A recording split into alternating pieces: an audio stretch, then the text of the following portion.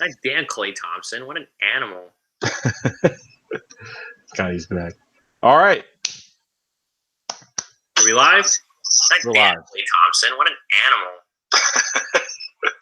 Scotty's back. I forgot to mute myself here. Okay. All right. I forgot to mute myself. I forgot to mute the video coming out here, but all right, we're good to go. All right. So what's going on, guys? Your boy Joey Steak 72 coming to you guys with a video right here. Nice little live stream with my boy GangGreen David, Jet fan. Please subscribe to his channel. Makes tons of videos, free agency, the draft, everything, anything, do with the season, the Jets, anything like that. That is the guy to go to for the channel. So GangGreen David, what is going on? How you doing? I'm doing good, Joey. Thanks for having me. It's always a pleasure. Yeah, so we mean to do this for a while because I know, with the Eagles and Jets going to be playing each other. What was that, week 5? Week 5, yes. I can't wait for that game. Yes, that is going to be a very good game. And we're going to see if the Jets are going to beat the Eagles. We're going to see if first time in franchise history. Yes. So I want to go over a few things. So the start of the Jets, like from free agency, the draft, and how and especially OTAs, what's going on with the New York Jets now? What do you how is the team bonding? How everything with Adam Gase and Le'Veon Bell? How's everything going with the New York Jets over at OTAs so far? Well, to be honest, I think you kind of look at the New York Jets as a whole. You kind of see more of an optimistic kind of approach from Jets fans because I've been looking on Jets Twitter throughout the last few weeks. Not the last few weeks, throughout the entire offseason. And free agency was exciting because you saw moves being made you would have never expected. Le'Veon Bell was expected, but C.J. Mosley wasn't exactly as expected. And the Jets got also a few other, not like elite tier guys, but second tier guys like Jamison Crowder. They brought in Brian Poole from the Falcons. They re-signed a few of their guys who really shine last year, like Henry Anderson, who I think is a pretty underrated player. The Jets got him for a steal. So you look at the team now as a whole. You look at guys like Le'Veon Bell as C.J. Mosley as not only just the marquee signings, but you look at them as guys who I think could really make both sides of the ball better. Because if you have Le'Veon Bell, right, and the Jets have a lot of young playmakers like Quincy Nunwa, Robbie Anderson, Chris Herndon, guys who are on the rise and who could be and who I think are growing to become legitimate playmakers. I think Le'Veon Bell becomes that flexible standpoint, not only for Adam Gase to call plays on his offense and develop efficient schemes, but for Sam Darnold, because the whole reason why the Jets wanted to get Le'Veon Bell was to build around a young quarterback. So you kind of look at the situation here.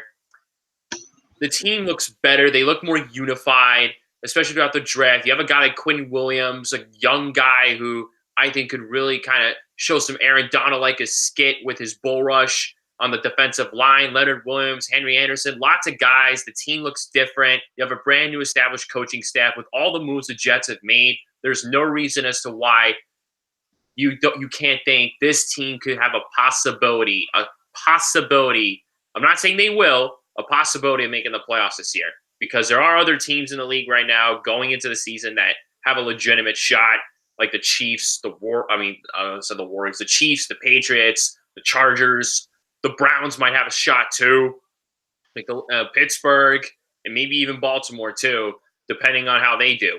So this could be interesting for the Jets. So I want to ask, with the re-signing of Bilal Powell, right? Is that are they going to be sharing carries? What's the whole thing with this backfield? Because Le'Veon is going to be very fresh, no tread on the tires. So you're coming with a guy that's pretty damn fresh right now. Well, yeah, that is true, but he hasn't played football in a year. And of course, Le'Veon Bell looks like he has been putting in the work throughout the offseason. But Bilal Powell now, this is exactly what I want on the New York Jets, and that's competition. And running back is going to be a spot that I'm going to be keeping an eye on throughout training camp, because that Bilal Powell signing, you look at the guy, he's probably one of the longer tenured Jets we have. He's a pretty underrated running back. He's very speedy, a great pass catcher out of the backfield, third down back, a great short down back as well. And of course, now we already have a pretty loaded running back core with Ty Montgomery, who we brought in on a 1-year deal. We have Eli McGuire as well, a guy who was really coming on last year as well. And we have Trenton Cannon as well, former 6th-round pick.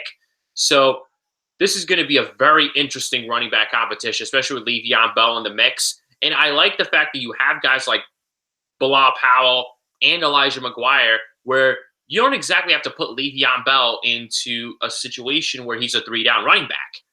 And that's the case with a lot of these other positions. You look at the defensive line, Steve McClendon of the New York Jets too. That's basically another insurance policy where you don't have to have guys like Leonard Williams or Quinnen Williams be these 3-down players and risk shot of injury. You need to have an effective rotation on you when you're in the game, because one key thing about playing a football game is you want to have legitimate depth guys to be that insurance policy, to be that rotational kind of guy to keep your players out of bigger chance of injury. So this is what the running back core is. This is what Bilal Powell is. You can have Bilal Powell coming off a neck injury who's got a lot of promise on him.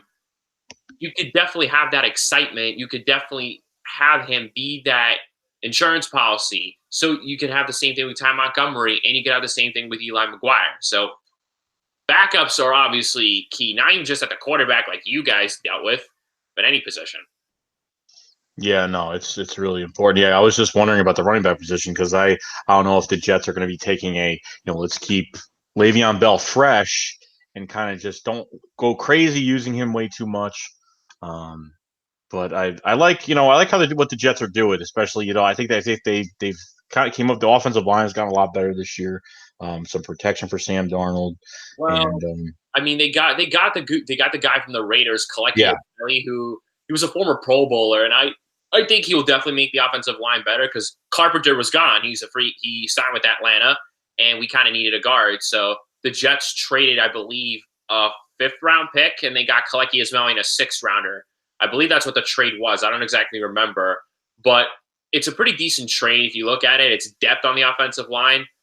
He did have a bad year with injury last year, so it's definitely going to be interesting to see how he comes off the injury. But the offensive line, I think it all comes down to the offensive line. You have a quarterback who's most poised in the pocket in Sam Darnold, who really is most efficient in the pocket. And you have a running back like Le'Veon Bell, who's a pure patient style runner and really utilizes his footwork and really kind of goes along with what his offensive line does efficiently in terms of being able to utilize his patient running style to find holes, just like he did in Pittsburgh. It all comes down to the offensive line. Can the offensive line really hold its toll under their new offensive line coach, Frankie Pollock? Can they hold their own? Can they protect their quarterback and let him spread the ball efficiently? Let him extend that play efficiently. Can they have Le'Veon Bell be that all-around player and utilize his patient style running efficiently? It all comes down to the offensive line. Yeah, that's what it's all about. The trenches. That's what it's all about. That's where I think every offense should start. I mean, I honestly know you need the quarterback, but protecting him is what's really important. And I think the Jets are doing a good job. I think on paper they look like they're a force to be reckoned with. Now it's all about the coaching. It's all about Adam Gase, the play calling. It's the meat and potatoes of the season to go win a championship. Go take the Patriots out of their misery and take that division over. Because honestly, between the Miami Dolphins, the Buffalo Bills are probably third, in third place in the division most likely. But I don't think they have as much talent in that offense. I mean, the Bills have upgraded. I mean, Josh is a promising prospect, granted, because he is an all-around quarterback, but they did pick up guys like John Brown and Cole Beasley to build around that receiving core. And they also have LaShawn McCoy, who's still a pretty stellar running back and has got a lot left in him. So the Bills look and they also have Charles Clay, which I think is he's a pretty underrated tight end with a pretty good route tree. So I think the Bills are going to be interesting to watch too. On defense, too, Ed Oliver could be that flexible point for them on defense. Yeah, and they have Frank Gore. Oh, yeah. Not to mention. So it's really weird. I thought when Frank Gore was going there, because I know LaShawn McCoy is a big cap hit for them this year, and I'm surprised that they didn't pull the trigger letting him go yet. I'm just surprised they kept him. I forgot what the cap hit was. I knew about it a few months ago, but For Frank Gore? Nah, for LaShawn McCoy because he's a Oh, cap casualty this year. right. So yeah, and then Miami Dolphins are just the Miami Dolphins. So I mean, think about who they're starting. I wonder who their starting quarterback is going to be: Ryan Fitzpatrick or Josh Rosen. I totally forgot about Josh Rosen being. I totally forgot. They traded. I think they got a second round pick. They traded a second round pick, I think, for him. So they got what they. So the Arizona Cardinals got what they wanted because that's what they originally wanted. They got Kyler Murray. Wow. Yeah. That's nuts. But with the Eagles, of course, because I'm gonna be honest. When we first drafted Sam Darnold and looking at his frame and looking at his play style, he kind of reminded me a little bit of Carson Wentz in terms, like, I think even now he kind of does in terms of development, because Carson Wentz kind of went through a similar process. Granted, I mean, they were picked differently, but regardless, they were both top 5 picks in their respective draft classes. And I think that you look at the way they're both developed, and this is where you have management come in, and this is where you have a guy like Joe Douglas come in. Carson Wentz was a quarterback with a lot of promise coming out of a D2 school. I think he came out of North Carolina, right? No, North Dakota. North Dakota. I don't know what I was thinking. But he was, a lot of guys consider this guy a project coming out of the draft. I believe a lot of scouts considered him a project. Correct me if I'm wrong. Yes. And the development process was relatively similar. I'm not saying the same, but similar in the sense of where I think it was Howie Roseman that did pull the trigger when you guys traded Sam Bradford in 2016 for the first round pick. Am I correct? Yes. Right. So once he pulled that trigger, like, obviously I'm aware that it was you were getting a first round pick for Bradford because the Vikings lost their quarterback. They lost Teddy Bridgewater. But at the same time, you make a move like that just shows you have enough confidence in your rookie quarterback at that time. And the proper way to develop a quarterback, in my opinion, and it depends on the quarterback competition and who you're developing behind, I think it comes down to really just getting out there and playing 16 games. You want to get the most experience as you can. And Carson Wentz relatively did that for the Eagles pretty sufficiently, because I believe Aguilar was still a rookie when Carson Wentz was playing. I forgot when Aguilar got drafted. He was a sophomore, second year. Oh, he was second year. Yeah. I was wondering, because I believe you guys had Aguilar as your number 1 receiver, and you guys are still developing Zach Ertz into that really, really dope tight end. So by the time 2017 hit along, you now take that next step to build around your quarterback, because this is now where a guy like Joe Douglas comes in. I know you've mentioned it. Guys like Brunson mentioned it. Philly 500s mentioned it. And this is where a vice president of player personnel with scouting finesse, he was able to identify the legitimate talent, the legitimacy to build around Carson Wentz and really actually get the Eagles to where they are. And they matched, and Carson Wentz had his breakout year before he got hurt. You let your quarterback develop, you build around him efficiently, and then that's how your quarterback succeeds. Because think about it. Alshon Jeffrey, when you guys brought him in, he became one of the more flexible standpoints on offense for you guys because he was a legitimate number 1 receiver, great big body receiver.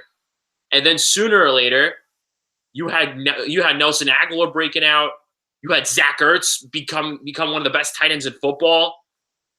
Carson Wentz was able to spread the ball around as well as have a balanced run game too, because you guys ended up getting Jay Ajayi from the Miami Dolphins, who you were able to legitimize your run game. This is what the Jets are trying to do with Sam Darnold. They are now trying to build around this rookie quarterback with the weapons that he needs. This is where Le'Veon Bell comes in. This is where you could have a guy like Crowder. And this is where you could have guys on the rise like Quincy Nunwa and Robbie Anderson. You develop your own wide receiver core. You develop your own nucleus with that flexible standpoint. So I like the development process of both quarterbacks. And now Joe Douglas coming in for the New York Jets, and being that he helped you guys put yourself in the position that you needed to win that Super Bowl. I'm thinking, is Joe Douglas going to do the same thing here? Yeah, the one thing a team needs to do, especially when Joe Douglas is going to the New York Jets, is you have to really give him time, because he's kind of just he's. It's not like you're getting Joe Douglas before like the draft, because now he's got with what he has now, and could be rumored to be that he's gonna put the right scouts in place. He might be taking. Eagles are very top heavy in scouts. I listen to 97.5 WIP, Philadelphia radio, and the Eagles have the deepest. Actually, they have the most expensive front office. They have the deepest front office. Like Right. a lot of guys. There are tons of positions, tons of scout of personnel, I mean, it's crazy. I didn't even know that. So Joe Douglas, when he left to go to the New York Jets to become the new GM, was mentioning that the Eagles are very top heavy in scouts, as like a joke, but they really are. So I already see that maybe one or two, maybe three guys will go with him to New York as well.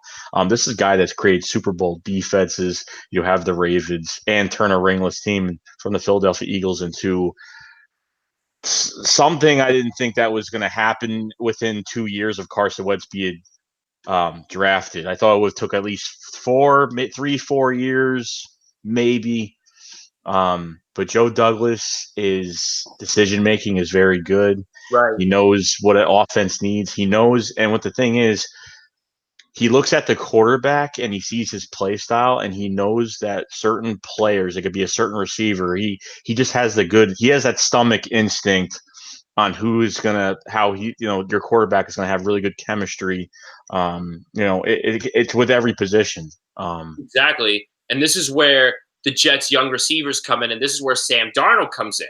Because now, granted, people could say Joe Douglas is coming into an organization with a clueless owner, and don't get me wrong, our owner's he's a dumbass. He's clueless. He doesn't know what the hell he's doing.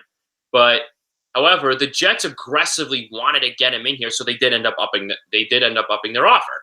And I believe earlier today on NFL.com, there was kind of like an in-depth behind the scenes of how like the whole thing transpired, which I might check out a little later.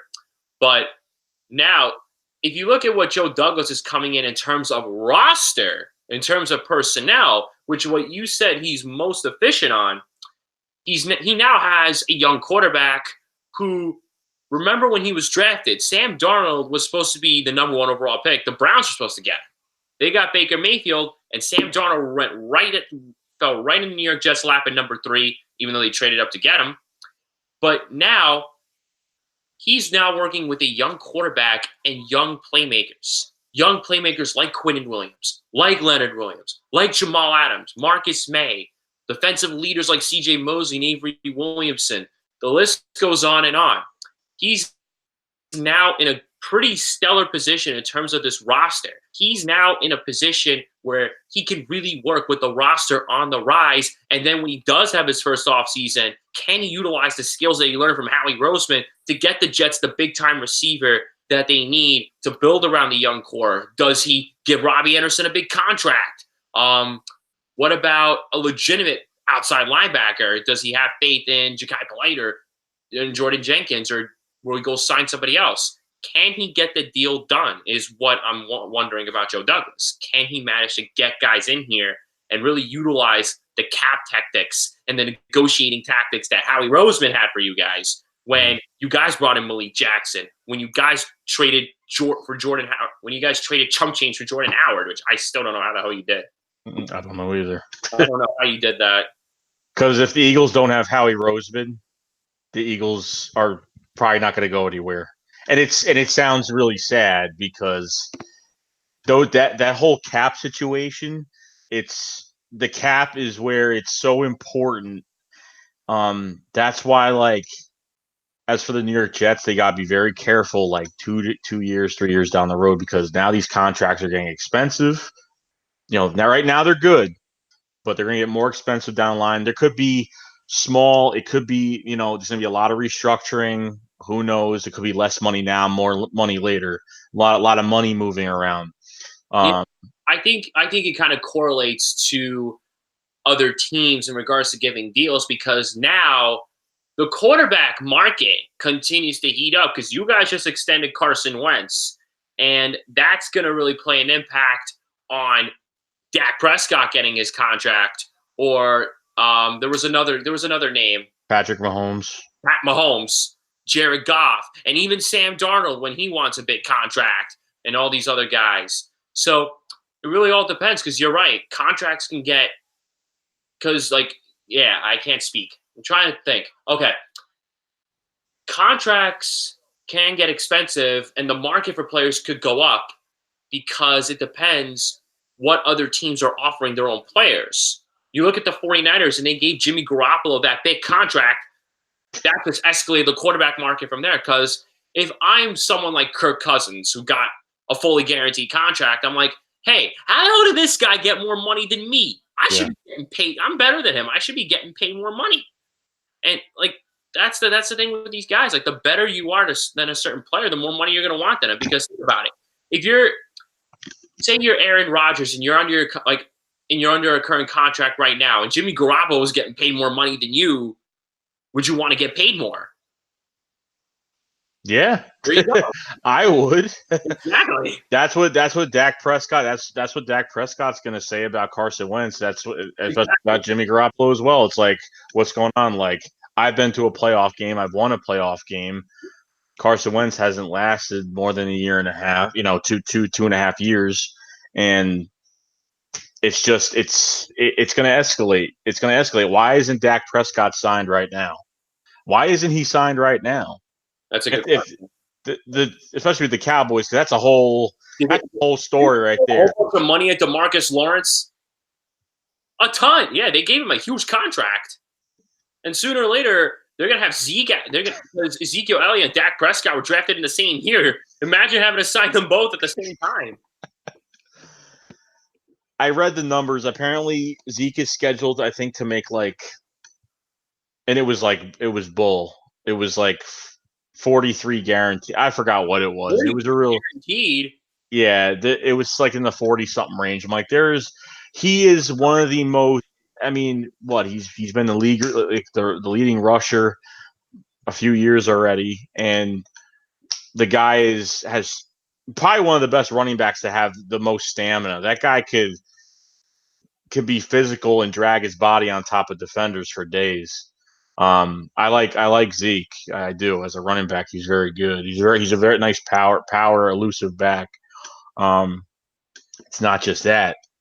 Got Amari Cooper. He's gonna want a deal. Byron Jones gonna need a deal.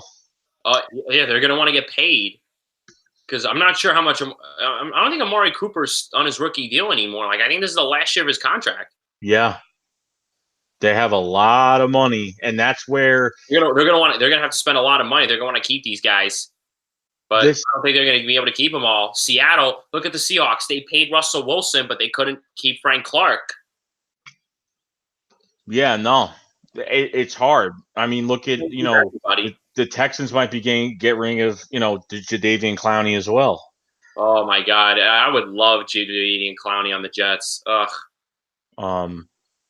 And then you have guys like Gerald McCoy that just wants to go to the Panthers because he wants revenge on the Tampa Bay Bucks, which he was offered so much more money from other teams, and he wanted to go to the Panthers as a revenge move. It was on TV. It was a revenge move, which is stupid. It's the end of it's the prime of your career. You should be going to a team trying to compete. I mean, he thinks he's just saying they can compete, which I don't know if the Panthers probably could.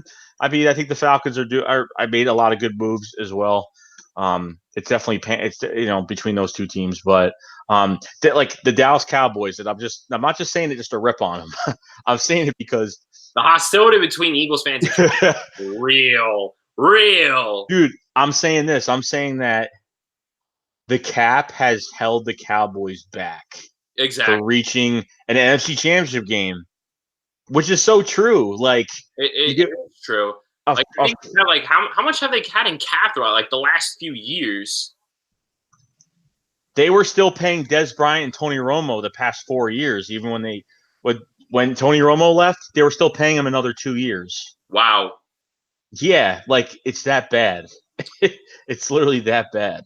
Yeah, because cap is critical, especially if you're going to want to pay your marquee guys. You want to pay your key players. But let me look in the chat because someone said, does the front office dysfunction of the Jets and that it seems no one can get along with Adam Gase? Does that concern you at all? Asking as an Eagles fan. I mean, I can't say no one can get along with Adam Gase because as of right now, you're going to have to see what happens on the field. It's I of course Mike McCagnon and Adam Gase couldn't get along. At least that's from what I remember. But I don't think there's. I think now Joe Douglas coming in here, I can't say that it's gonna clean up the dysfunction because now like the way the Jets organizations work is that you've had the general manager and the coach report to the owner, which I don't know why that's the case because the general manager is supposed to have his own say. The organization should be run stably. I think Joe Douglas now being the guy that the front office does have the most confidence in, I think could really change things around in the front office for the Jets. I think it can. Like this is now a year where I could be more optimistic as a fan. Yeah, like I saw the videos like Le'Veon Bell, Adam Gase are like laughing at OTAs. They're doing their thing, getting along. But when adversity hits during a game, that's where we're gonna see how they're gonna react. Because I'm getting too many Adam Gase flashbacks of him in Miami because I take Jay Ajayi for example. Just didn't like he was like a Chip Kelly 2.0. If you didn't play the way he wanted you to play, get off the team.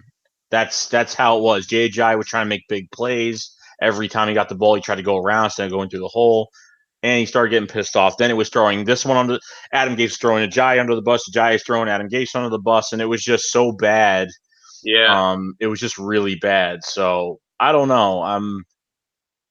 It's I don't know. Yeah, like Adam Gase is more of Adam Gase is a hit or miss head coach. Like there's by no circumstance am I going to say that Adam Gase will lead us to a Super Bowl. No way.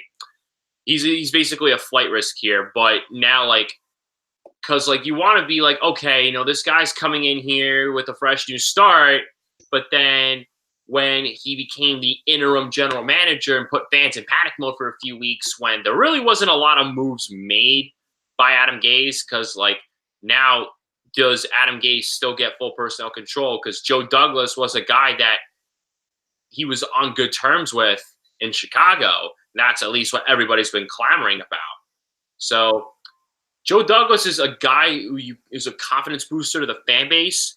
Now we're going to have to see, can he make moves that Mike McCagnon couldn't make? Right. That's just what I'm wondering here. Yeah, can they figure out if Joe Douglas comes in and just see where they just, I just hope the Jets give him time. My camera is in focus right now. I just hope the Jets give him time. I just hope it's not like they give him 2 years and it's not that easy. And you know what? His job is to put the right players in the right spots on the team. So you got to complete this team, and he can't call the plays. He can't do everything else. He can't do the coaching part. What he can do is put players in position to win, and certain players that this team needs to win football games. That's where it comes down to. And he could build the team up, but it's all about the coaching and time management, game management, roster management, personnel control, effective substitution. It all now comes down to factors coming into a game. Have the puzzle pieces on paper, can they stick together? Can they stick together efficiently? And you gotta have that potential confidence booster that it could be the case because the Jets are going into a season where let me just kind of think. They have the Cowboys and Eagles, two playoff teams right there. They also have the Patriots. The Browns were on the rise. Like other teams have been kind of building too in terms of their roster as well. Like look at the Browns. because now you have Odell Beckham on that team. Can the pieces stick with the Browns where they enacted their trades and signed their guys and really just kind of hold their own? Because the Browns look pretty stout. Denzel Ward's a great player. Greedy Williams could be promising. Odell Beckham on offense. Odell Beckham and Jarvis Landry. Not to mention you have Njoku, Baker Mayfield. You have Nick Chubb and Kareem Hunt. Like, that's a pretty promising team right there. Yeah, and it just, like you said, it matters if it's going to stick. And there's a lot of personalities on that team as well. It's another thing you got to look after because you have guys like Odell Beckham. I just can't believe that with even that trade, just what the Giants got for it and what they did in this draft. And they drafted Daniel Jones. Yeah, Daniel Jones.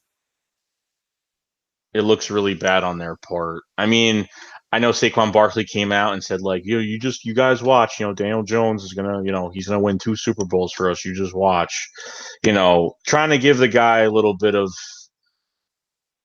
camaraderie, I guess, and try to, make the whole situation feel like it's nothing when it really is something really huge, and not in a good way. Well, I mean, like the whole situation with Mike McCagnon being fired, Adam Gase becoming the general manager, just got the media thrashing the New York Jets. Wow, what a 3-point shot. Oh, shit, Jesus. All right, I'm going to keep my eye on the game.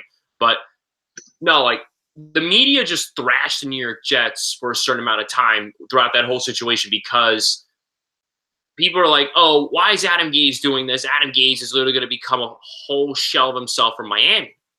But now, how is Adam Gase going to be throughout a whole season with this team? Is he going to have better clock management than Todd Bowles? Is he going to have better game management than Todd Bowles? Roster management than Todd Bowles? To be honest, I think he might. But how is he going to be able to really kind of get with his players throughout the game? Is he going to is he going to be that kind of guy who takes things too far? Because if you look at Todd Bowles, one of the issues is that a lot of players were committing way too many penalties. And you cannot be committing penalties, and you cannot be committing a shit ton of penalties because it took away a lot of big plays we had last year, and it was pretty bad. So now, how is Adam Gase going to get along with his players? Is the fact that he's too harsh when it comes to, in terms of accountability, going to really kind of take into effect? Yeah, the hype is real. The hype is real. Okay, so I see a lot of prideful Jet fans are coming out. I mean, they're ready. They're ready for the season coming up. And you know what? I'd be excited too. Trust me, if I was a Jet fan, I'd be excited because I'm very excited. This has probably been the most excited I've been in a long time.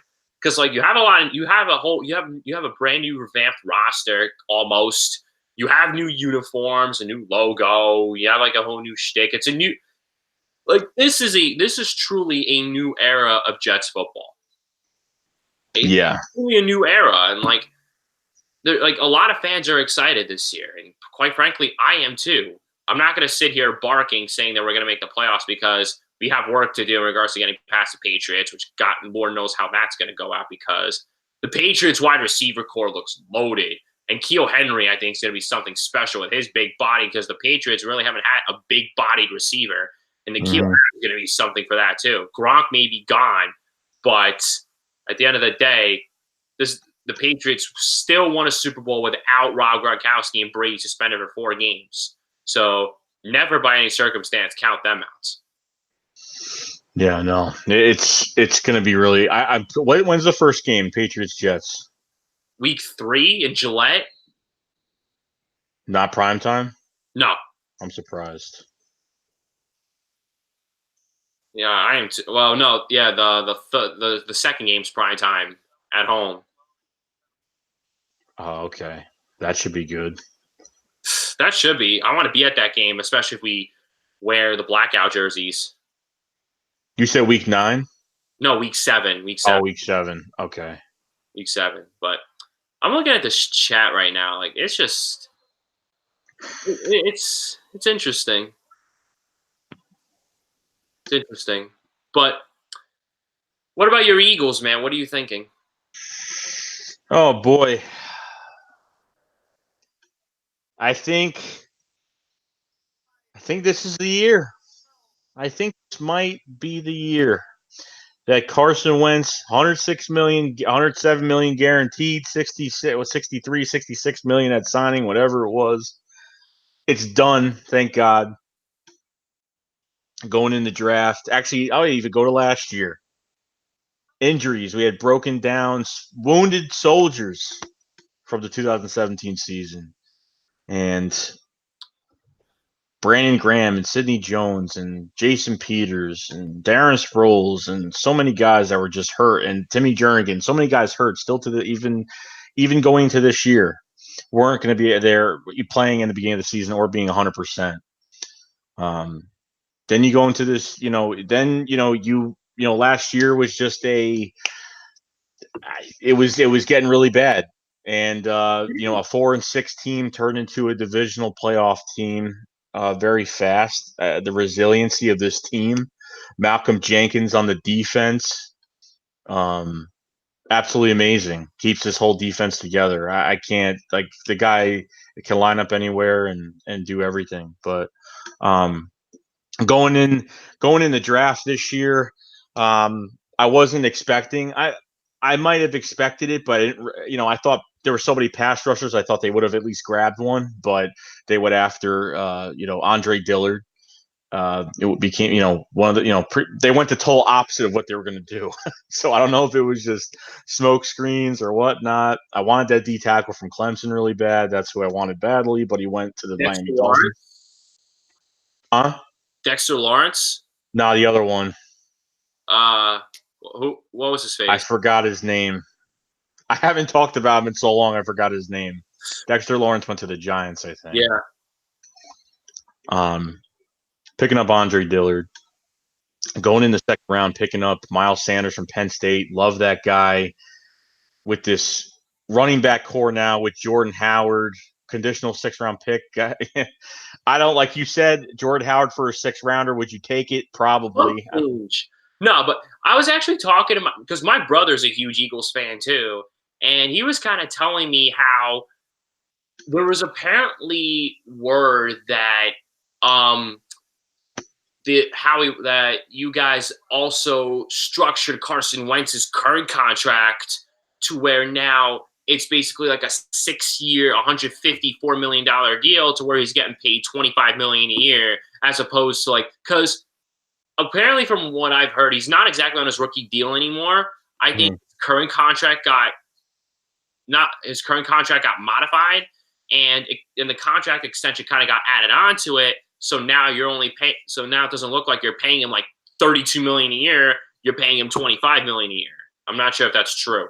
I think the first 2 years are his contract's a little cheaper, and I think the last I forgot how it's going. It's like the first two years, and then the last 4 years or something like that are a little bit more of a cap hit, I guess, if I could say it like that. I gotta I gotta look over the contract again, but yeah, it's I was kind of surprised that they were doing this early. I didn't think that he was going to get signed because what happened was the Eagles.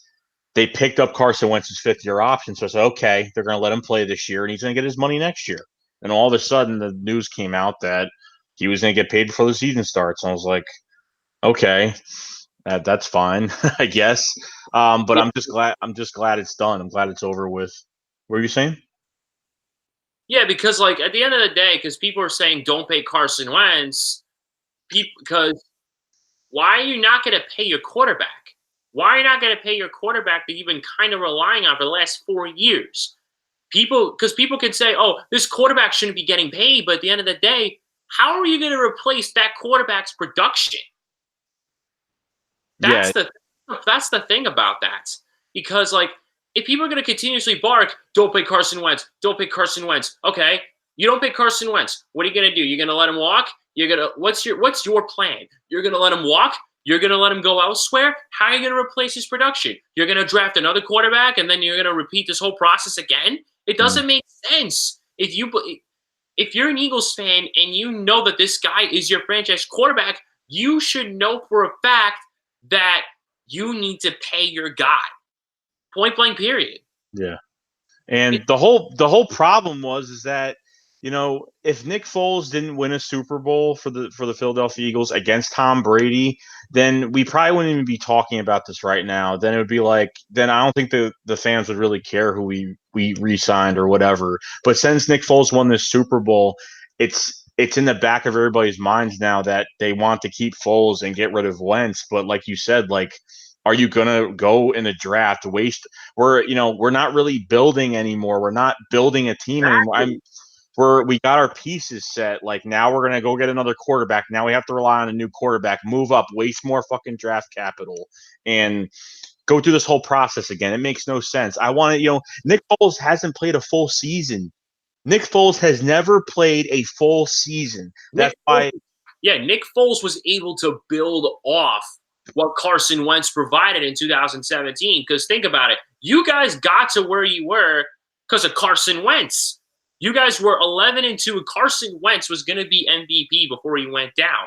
Mm-hmm. So now you're looking at this situation where Carson Wentz should now be coming in at full strength, where you now have Deshaun Jackson, a great speedy receiver who I think who's really fit in an Eagles scheme throughout the years. But I will have to address this.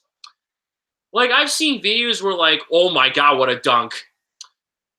I've seen like, it's getting intense. The Raptors, I think, are fine. The Raptors might take this game, but no. But we're serious. In all seriousness, Deshaun Jackson. People are saying that he's one of the best deep threats in the league. Here's the thing about that. Deshaun Jackson, don't get me wrong, he's a receiver with a lot of speed.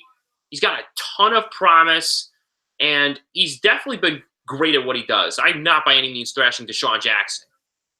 But one of the best deep threats in the league, I mean, if you kind of look at what he's done in Tampa Bay, Deshaun Jackson has ran a lot more routes over the middle and utilizing his speed. So his route tree was kind of altered a little bit, where he wasn't exactly that guy who was able to just go flying on a fly route, which I think he still could do.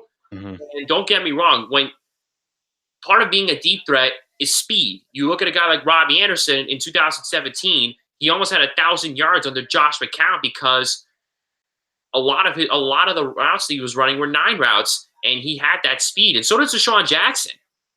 But Deshaun Jackson being one of the best deep threats in the league this year, I think you look at it where if I'm the Eagles offensive coordinator and I have Deshaun Jackson, because you're gonna have Carson Wentz spraying the ball to guys like Alshon Jeffrey, Aguilar, and Ertz, and then you have Deshaun Jackson in there, who I think is probably going to be your guys' number 3 going into camp at least. Mm-hmm. I think you see a lot more Deshaun Jackson going across the middle of the field and utilizing his speed rather than being the best deep threat in the league. Because to be honest, I think the best deep threat in the league is Tyreek Hill.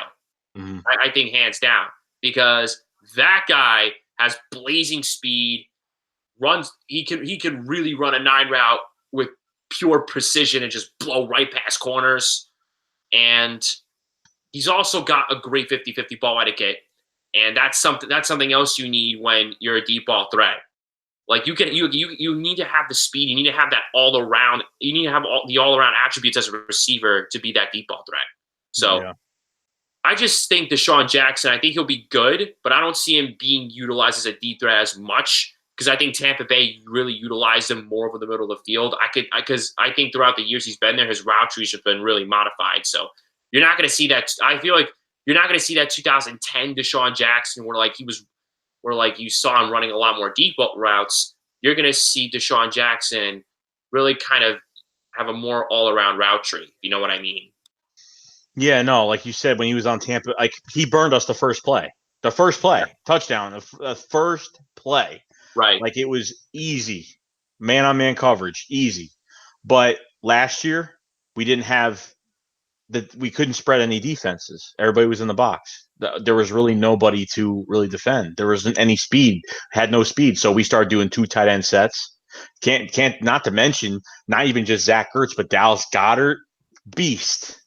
Dallas Goedert's going to be is utilizing this offense as well. We have Richard Rodgers is the third tight end, the ex Green Bay Packer, but he's Yeah. more of the doing the dirty work, blocking, doing that stuff. He's not really going to be catching balls this year. But back in the Donovan McNabb era, Deshaun Jackson was a big part, even, with Nick Foles and Michael Vick, big part of the offense. But he knows coming into this offense now, he's not like the guy. Yeah. Everybody's involved. It's not just him. And plus you have behind Carson Wentz, not even just having Carson Wentz himself extending plays, but you have in the backfield now, you have Jordan Howard, you have Miles Sanders, you have Corey Clement, Right. and you have Wendell Smallwood, and all of them are very good runners. And especially with Jordan Howard here, forget about it. In the red zone, this team shouldn't even be kicking field goals with this offense. You have a top 3 offensive line. You probably have a top 5 wide receiver core. You probably have one of the most, on paper right now, one of the most explosive offenses. With everything put into place, it should work out the way it should work out. But the start of the year, Howie Roseman re-signed pretty much all. Isaac Samal, the left guard, got re-signed. We actually let our left guard Stefan Wisniewski, that was with us in the Super Bowl. They ended up cutting him. They ended up getting rid of him to save $3 million. Wait, didn't they? I thought they re-signed him. They did. They did after Oh. like later down I think it was after the draft. I forgot when they brought him back. You guys also restructured Jason Kelsey and Lane Johnson. You guys signed Malik Jackson, and you guys went into the offseason dead last in cap, and the Raptors are on fire now. They're up by 4, and they're literally 4 minutes away from potentially clinching the NBA Finals. Jesus God. I'm sorry. Like, this is intense. This is just intense. The Raptors are literally 4 minutes away from winning the NBA Finals. Oh, yeah. And that defensive tackle from Clemson you were talking about? Yeah. Christian Wilkins. Yeah. That was him. That was his name. That's who I wanted in that draft badly. Wilkins. I feel like the draft was just yesterday, and now the NBA Finals might be coming towards its end. like the Raptors literally struggled, and now KD went down, and I think the Raptors are about to take this game. They're literally 3 minutes away from becoming NBA champions. And thank God a team was finally able to dethrone the Warriors. Yeah, Kawhi! It's done. Oh, my God. But, all right, let's I want to get back to football, but at the same time, this is too intense. Yeah, I know. I have it on my phone. This is intense. 900. This is just intense right now. Oh my God! I think the Raptors just called the timeout. Kawhi Leonard is just a beast. Yeah, he is. Kawhi he really Leonard is a beast. Like, this is nuts. I don't even know what to say about this right now. Okay, back to football. So what were we talking about? Yeah, the trenches. Howie Roseman pretty much took care of everybody in the trenches, and that's where it matters the most. Offensive line, protecting Carson Wentz, protecting any quarterback in the league. You need to get that offensive line secured, done. You're good for a few years. And this is that's the crucial part for a guy like Sam Darnold too. Because another thing I think Sam Darnold and Carson Wentz have in common is the ability to really kind of extend the play with that pure precision and the efficiency in the pocket. I think that's another thing that they both have in common. And I think another thing that they have in common is pretty efficient ball placement. That's what I like about Sam Darnold coming out of USC, believe it or not, is his ball placement. Like, I love Sam Darnold as a quarterback. I think he's a very young, blue-collar, all-around quarterback with a ton of promise. And, like, people are literally going to call him a bust when after literally 1 year in the league. He's a 22-year-old quarterback, for crying out loud. The poor kid had to run for his life with a god-awful head coach. Oh, my God, dude. That was criminal what he did. That Miami game last year, dude, when he threw 4 interceptions, the fact that he ain't benched the freaking center. Why? He was, dude, that poor kid literally got demoralized that game. It was criminal. Unbelievable. Oh, yeah. Sorry, Jock Talk. I forgot to give you credit for that. Thanks for saying Christian Wilkins, man. Forgot to give Jock Talk credit for that one. Jock Talk. You gotta love Jock Talk, man. God damn, this is this is an intense game right now. This is an intense game.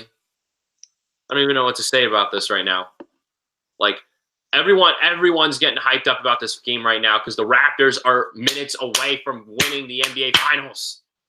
When's the last time the Raptors won? I don't even remember. Like, it is exploding in there right now. It is exploding in there right now. 3 minutes to go, and the Raptors are up by 6. And this is about to turn into the Raptor game now. Well, 6 minutes. Well, they're up 6. 3 minutes to go. Let's see if Kawhi can. Oh, Draymond just drew the foul. Oh my God. Might be over. It's probably gonna be over. Draymond's already got 5 fouls. Oh, Jesus Christ. Okay. Once this is over, we'll get back to the football talk. This is intense, Joey. Oh my God, Kawhi airballed. You have 2 3-point threats in Curry and Thompson right now. Jesus God. Oh boy. They're going to have Thompson shoot that 3. Pure precision. He just banked it in. Unbelievable.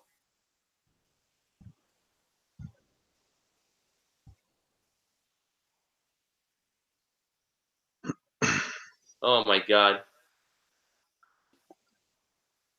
I'm going live on my Instagram too. I gotta watch this game. I gotta go live on my Instagram right now. There we go. No way. No way. Oh my God, DeMarcus Cousins. Oh, that didn't count. Jesus Christ. Oh my God, what is happening here? Yeah, this is crazy. This is crazy right now.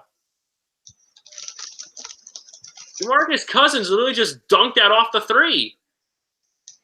God damn, what is happening here?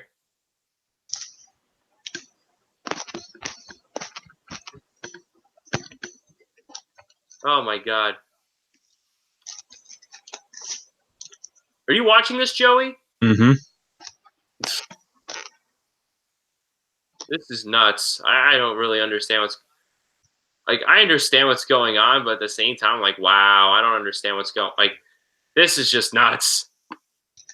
Like, this literally went from football talk to now just watching the game. I think I don't know what they're reviewing. What are they reviewing?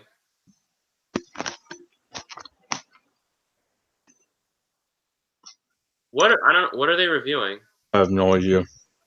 I don't know what the hell they're doing. I don't even know what they're doing. Well, it's under 2 minutes to go. I think they're trying to review whether it was a foul or not. I'm not sure what they're reviewing here. Jesus Christ. First time Raptors ever been in finals. Oh yeah, Jock Talk says the Raptors never won before. Oh, Ranting Philly fan says this should have been the Sixers. Hell no. Why? Because they're horrible. They're not persistent. That's all. Oh boy, I'm getting my phone blown up. Yep, I'm getting my phone blown up. This is not what I want right now. All right. Sorry, that was my phone. I don't know why my phone's going off. I'm getting my phone blown up.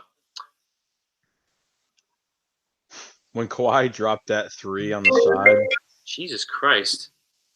it bounced like 3 times on the rim and it went in. I was like, That must have broke your heart.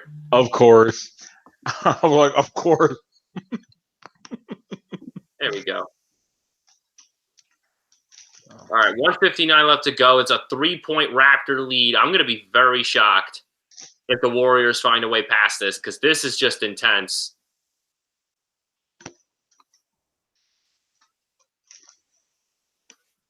It's a 3-point Raptor lead right now. Let's go. 155 to go. Let's see if the Raptors end this.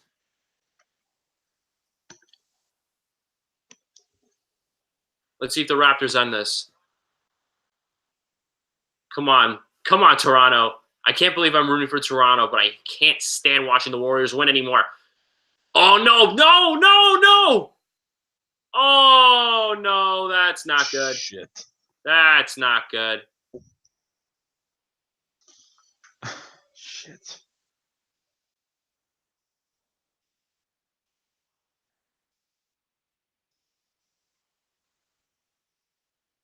Jesus Christ.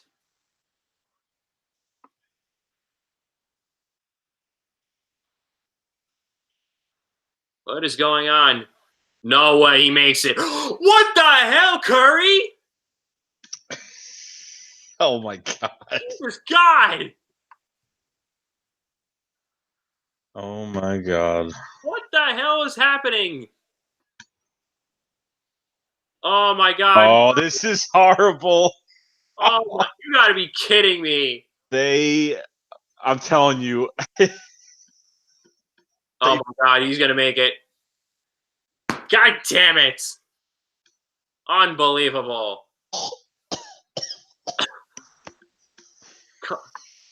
It's not really a choke job.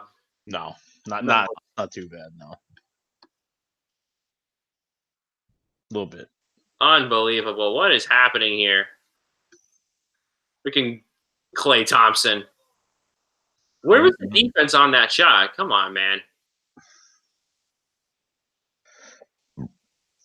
All right. Looks like it's commercial now. Okay. Back to football talk. So where were we? I don't know because we keep stopping. We keep stopping to watch this game. It's intense. It's intense. Like, I don't understand what's going on. Like, we talk a lot about Eagles Jets, but okay. Now now I'm trying to think. What game should I go out to this year? Because I already have an idea. Because I do want to be on Philly, but I also want to be out I do want to go to 4 other games at MetLife. So I got the Bills on my mind. I got the Raptors. I almost said the Raptors. I got the Bills on my mind. I got the Browns on my mind. I got the Patriots on my mind, and I got the Giants. Mm-hmm. The Cowboy game sounds intriguing. You're gonna waste your money going to play the Giants? Of course. How is that? Is that what is the atmosphere in a Jets Giants game? Literally all New Yorkers, practically. Probably all New Yorkers. It's a 3-point lead for Golden State now. Come on, make that. No! Oh, my God. This is going to Game 6. God damn it. Oh, my God. Unbelievable.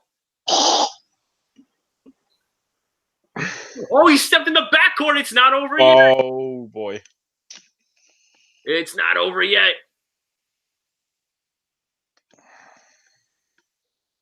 Oh, my God. That was oh, that could be a trigger point. That could be a trigger point. That could be a trigger point. Oh, he meant oh, that's a goaltending. Goaltending. 1 point. Oh my God, it's a 1 point. Yep. I will be so shocked if the Raptors win off a buzzer beater again. I will probably flip out on this stream if they do.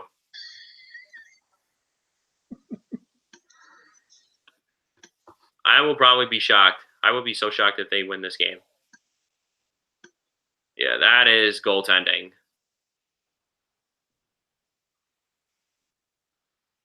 5.9 difference? Jesus.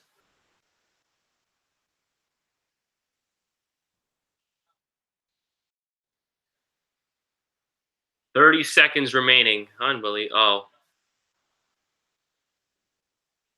Got to play good defense here, Toronto. Got to play good defense. This is intense. Come on, Toronto.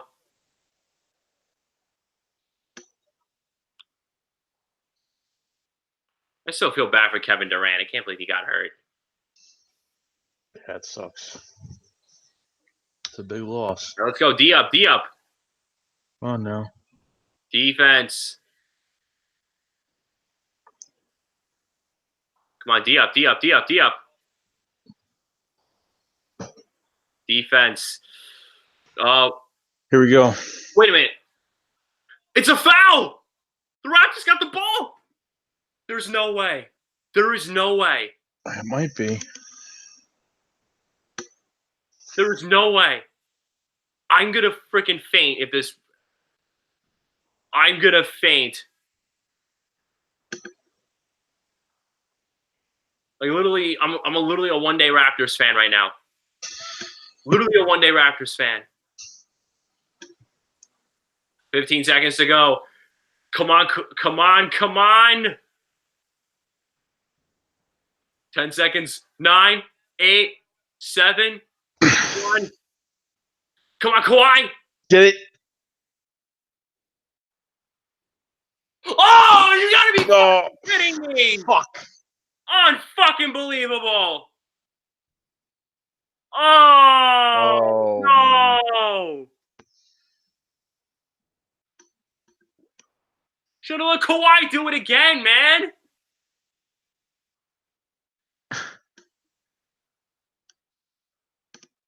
Oh, my God.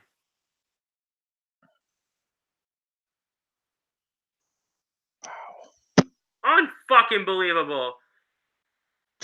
What the? Where were you shooting the ball, dude? Pressure.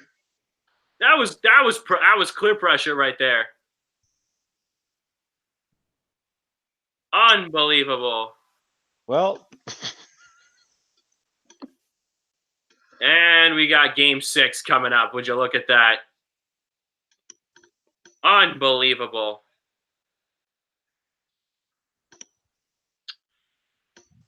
Well, now the NBA Finals are still lingering and rolling. Okay, let's get back to it, Joey. What were we talking about here? So Kyle Rudolph got an extension. Why? Why? Wait, what? Kyle Rudolph, the tight end for the Vikings, got an extension. Oh, they extended him? Yeah, I don't know why. You got to keep their own. What's the contract? I don't know. It doesn't say. Oh my God. He just got hands. He can catch. He can catch, but that's like he just doesn't. He like doesn't do anything. He just. I mean, he does, but I feel like he just. I like those freakish tight ends. I don't know. I like. Yeah, that's Chris Herndon, to be honest.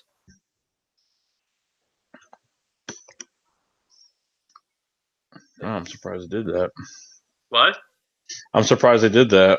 I didn't think they were going to re-sign him or extend him. Well, Rudolph? Yeah. Ugh. Just nuts, man. Unbelievable. I would love to go to that Vikings game this year. In Minnesota? Eagles, yeah. I would love to go there. That stadium, oh yeah, you could, yeah, right back to the scene where you guys won the Super Bowl. Yeah, those players, that place ain't gonna phase them at all. Oh no, not at all, not at all.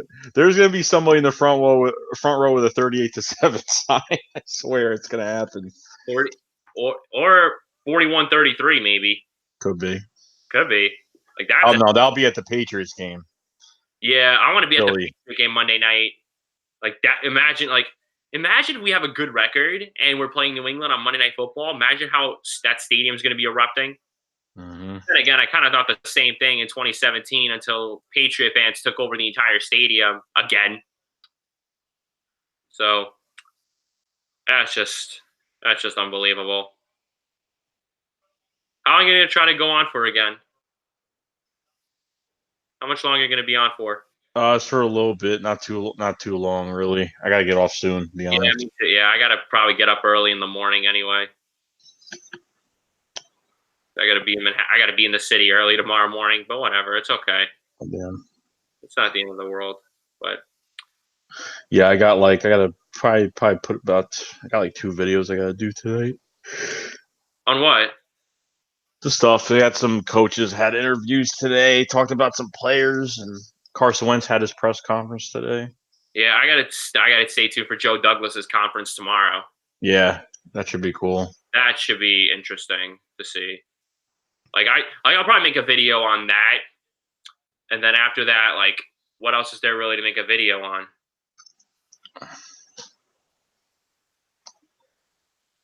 Like, God, I could have, dude. If I was a Jet fan, I would have. Man, the amount of videos I would have made. The amount of videos I would have made, I would have drove myself nuts. what? Oh God, Firing or just with everything with the Jets. There's so much stuff that happened this year. It's just like so many moves. Jesus. I know. One of the better, like, this was probably one of the more exciting off seasons we've had. Yeah.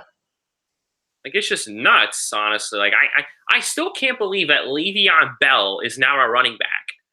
Like, how do we have C.J. Mosley?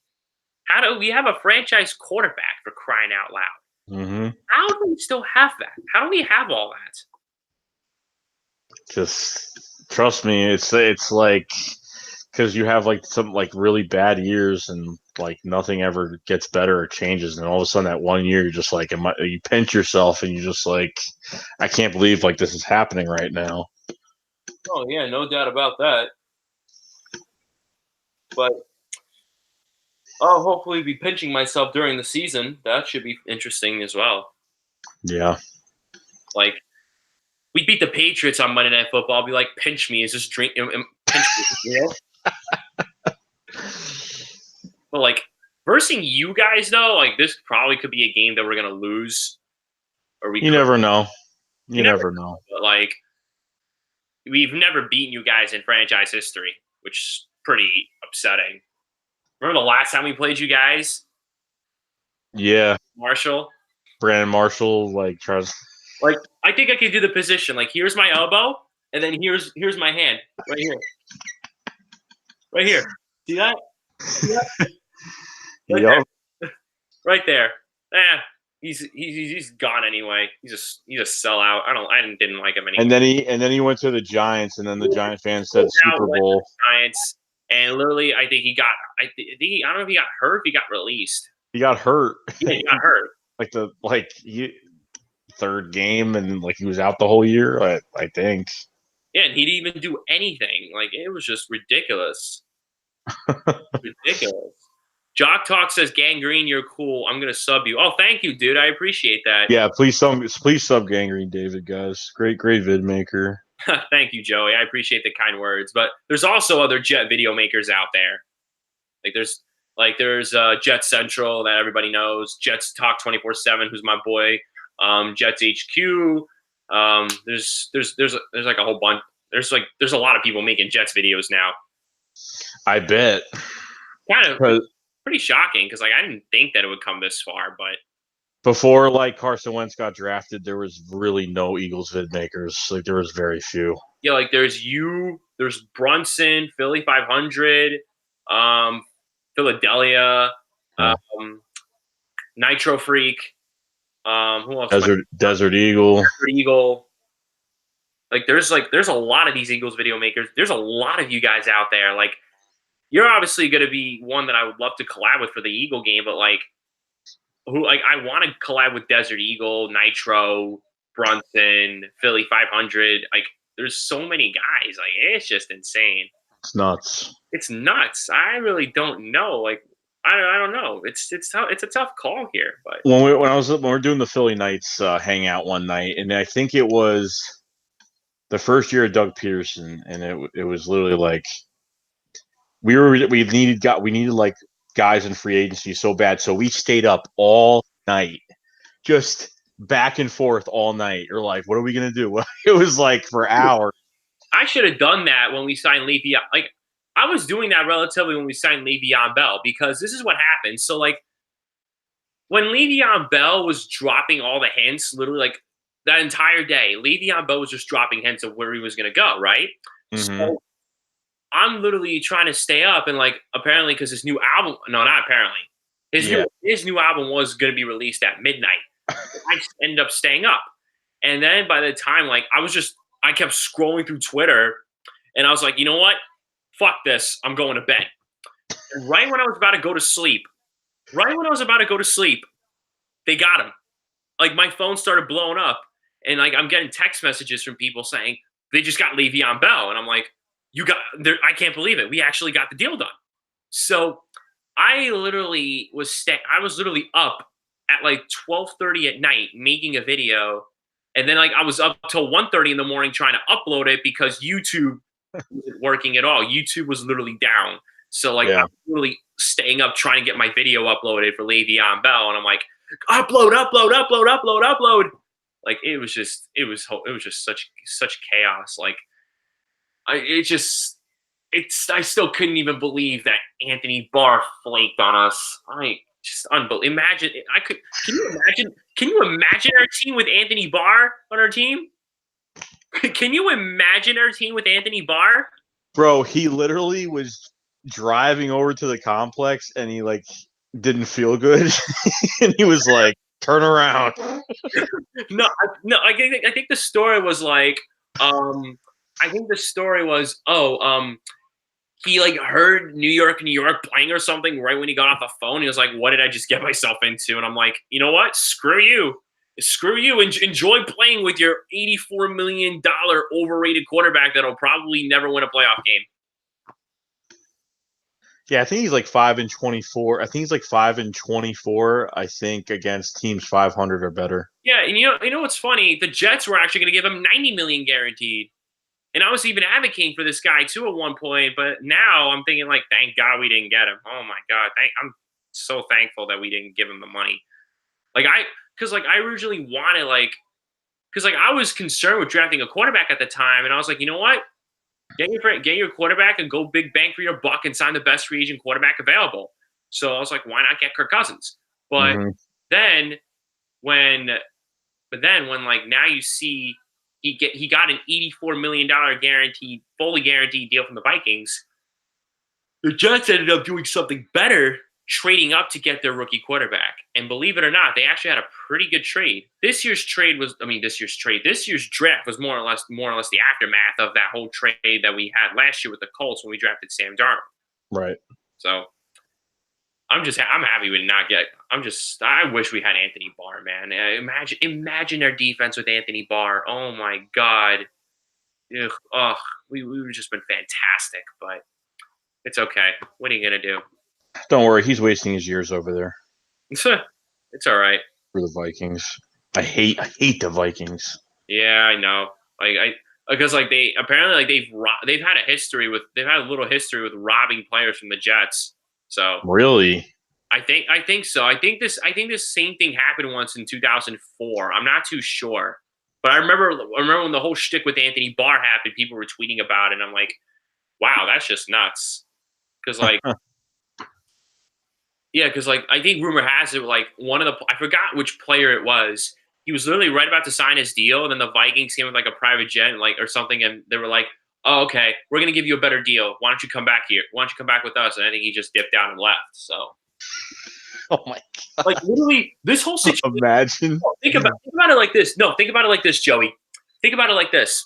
It's like it's like a girl. It's like a girl, right? And she's choosing between two guys.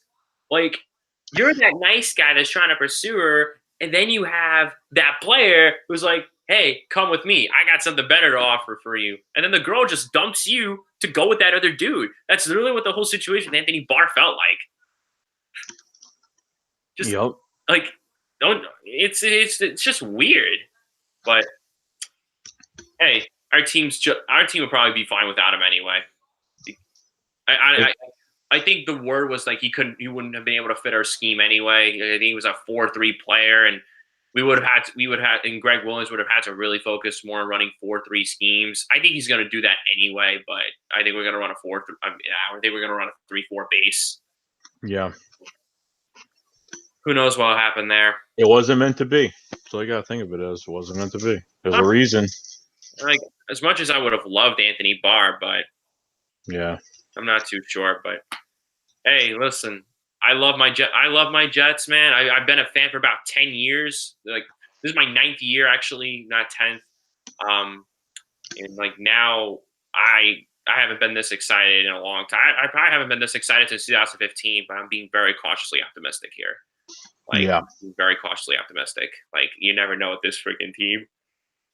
I thought we were going to make the playoffs in 2015, had a wide open opportunity, but we blew it against the Buffalo Bills. We blew it. And guess what? We have to play them week 17 in Buffalo again. Jesus. It's literally the same exact scenario of the same crime we had in 2015 where we got knocked out of playoff contention. That was pathetic. Oh, I remember that game. It was primetime, right? That was a primetime game. No, You guys were like 10-6. What was that year? You guys were like 10-6. yeah, we were 10-6 that year, and literally right after, like right when that offseason hit, is when I started making videos. And like my videos were pretty they were god awful. Like when I first started, because like literally all I did was just hit the button and I just pressed upload.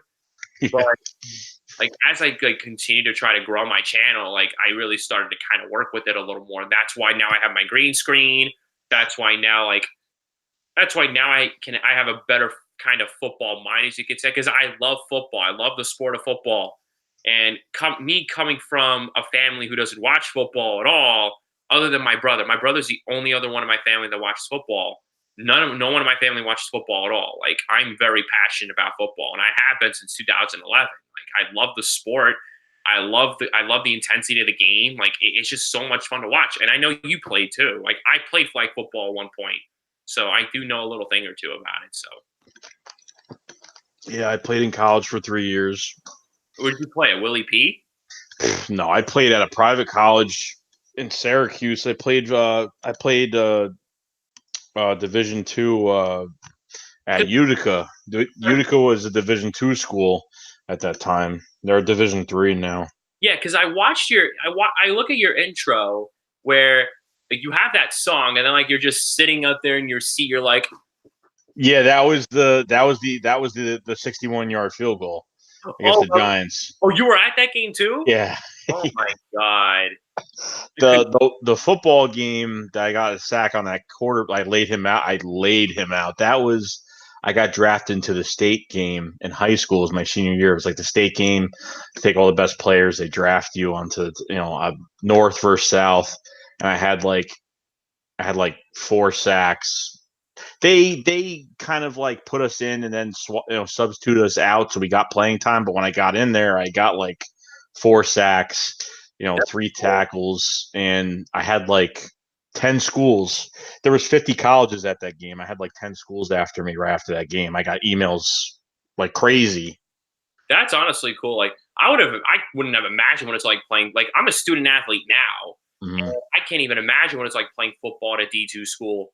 Like it's probably brutal, but I remember that 61-yard field goal game. Like literally, I was at the Jet Dolphin game that exact same day. Like where we destroyed the Dolphins, and literally my friend and I like we were at that 7-Eleven and we turned the game on because we knew it was tied, and we literally watched a field goal as we left the game.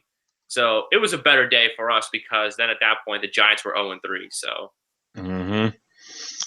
Yeah, I said, "Oh, he's not making this." I said, "There's no way he's making this." Yeah, the same thing because, like, my friend and I, we were watching on his phone, and all of a sudden, I'm just thinking, like, "Oh my god, he actually made the field goal!" Like, that's just he's got a leg on him, but yep, just made it in, just by a hair. And then even that wild card game against the Bears. Oh my god! Oh, you got to thank Cody Parkey for that. Thank you, Cody. Yeah, and then one drop pass from Alshon Jeffrey. You guys could have possibly went back to the NFC title game.